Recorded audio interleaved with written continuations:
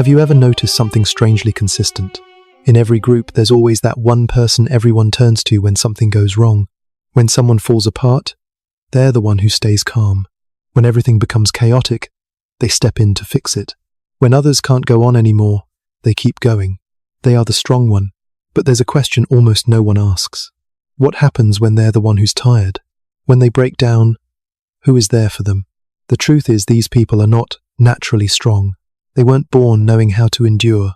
They were shaped by their circumstances. Maybe it was a childhood where they had to grow up too soon. Maybe it was a family where their emotions mattered less than keeping the peace. Or simply, there was a time when they needed someone, and no one came, and from that moment, a quiet belief was formed. If I'm not strong, no one will save me. So they learned to become the person they once needed. They learned to listen to others but never talk about themselves. They learned to help but never how to receive. They learned to hold everything together until they no longer realized they were exhausted. And over time, being strong stopped being a choice. It became an identity. From the perspective of Carl Jung, this is when a person begins to live through a persona, a role they believe the world needs them to be. And in this case, that role is the one who is always okay, the one who needs no one, the one who is not allowed to fall apart. But the problem is, no one can live in a role forever without paying a price. The cost of always being strong is not pressure, it is disconnection from oneself. They don't know what they truly feel. They don't know when they've gone too far. And worst of all, they don't allow themselves to stop, because deep down they believe, if I stop, everything will fall apart. And this is where hidden trauma truly begins. Not in what they went through, but in how they continue to live afterward. They become the person everyone relies on, yet have no one to rely on. They are always there for others, but no one realizes they too need someone to be there for them. And the most painful part is, even when someone wants to help, they don't know how to receive it, because they've become used to enduring everything in silence. And there will come a moment when you begin to see more clearly what is truly happening inside them. It's not just strength, but deep fractures, hidden so well that even they cannot name them. And if you peel it back, you'll see that behind the image of the one who is always okay is a psychological structure built from repeated wounds. First, they don't know how to be vulnerable, not because they don't want to, but because they were never allowed to. Every time they tried to open up, hoped to be understood, needed someone, and no one responded, their brain learned something very clearly. Emotions don't help, so they shifted from feeling to controlling. They don't process pain, they freeze it. And over time, they become the calm one, but the cost is losing the ability to fully feel themselves. Second, they grew up too early. No one ever announced it, but circumstances forced them to mature before their time. They became the understanding one in a family that never truly understood them. They learned to read other people's emotions before they even understood their own, and this creates a painful paradox. They are incredibly sensitive to others' pain, yet completely disconnected from their own. Third, they only feel valuable when they are helping. It sounds positive, but it is actually a deeply ingrained conditioning. They don't believe they are worthy of love simply for existing. They feel they must do something, sacrifice something, endure something, to earn their place in other people's lives. And because of that, they often stay in unbalanced relationships far longer than they should. Fourth, they are addicted to carrying everything on their own, not because they are strong, but because they don't trust that anyone else will do it for them. Even when someone is willing to help, they tend to say, "It's okay, I've got it." Not because they don't need support, but because they don't know what it feels like to rely on someone. Their independence, at some level, is not strength. It is a survival mechanism. Fifth, they feel guilty when they rest. When they stop, an uncomfortable feeling arises, as if they're doing something wrong, because in their mind, their self-worth is tied to constantly doing, enduring, holding everything together. Rest is not recovery.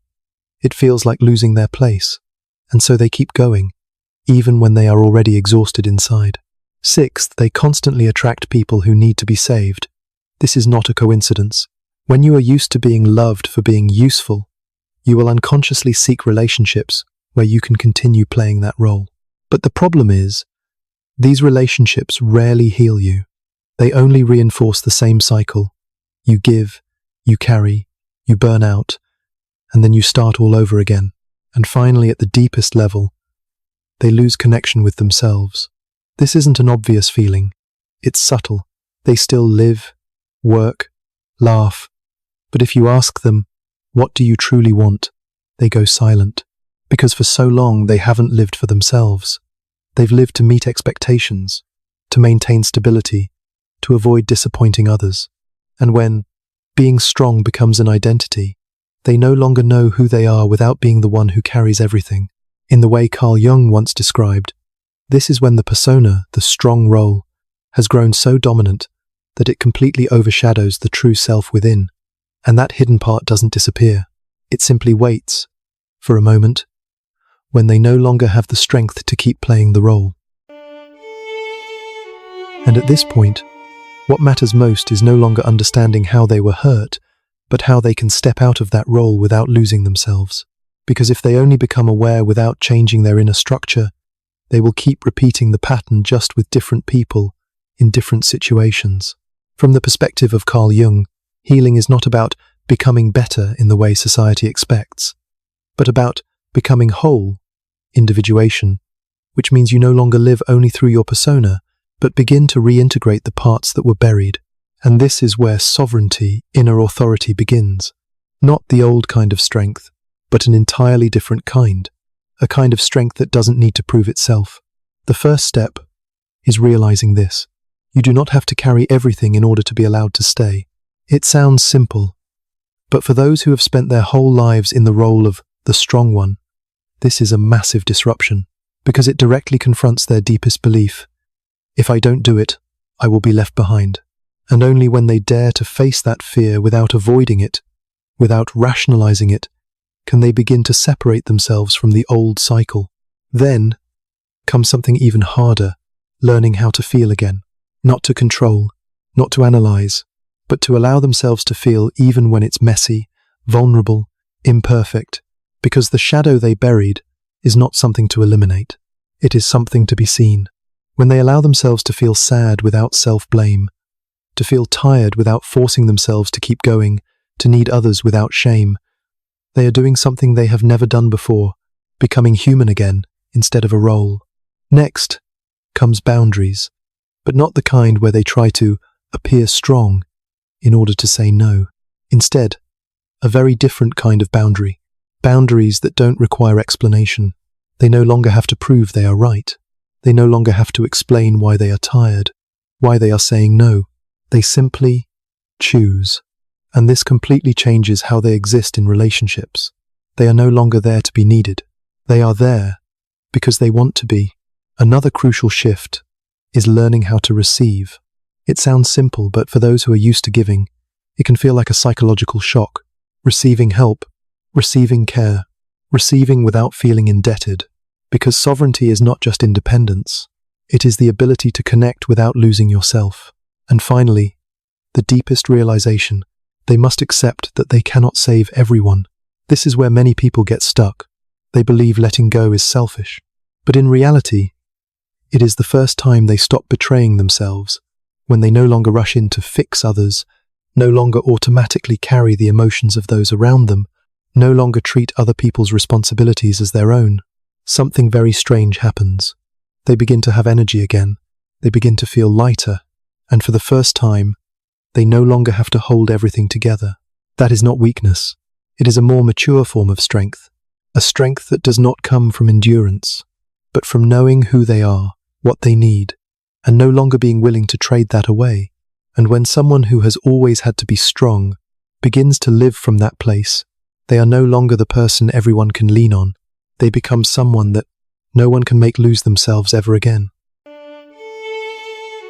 And perhaps the most beautiful yet most painful part of this story is this. Those who are always strong are not strong because they don't get tired, but because they've grown used to having no one there when they are. They don't need more admiration. They don't need anyone telling them how well they endure. What they truly need is a place where they don't have to hold themselves together anymore. A place where they can say, I'm tired, without fearing they'll disappoint anyone. A place where they don't have to be the one who fixes everything, but can simply be human. And if you're still here, and you recognize yourself in this, there is something you need to understand clearly.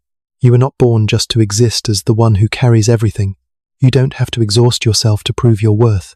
And most importantly, you don't have to keep saving yourself forever.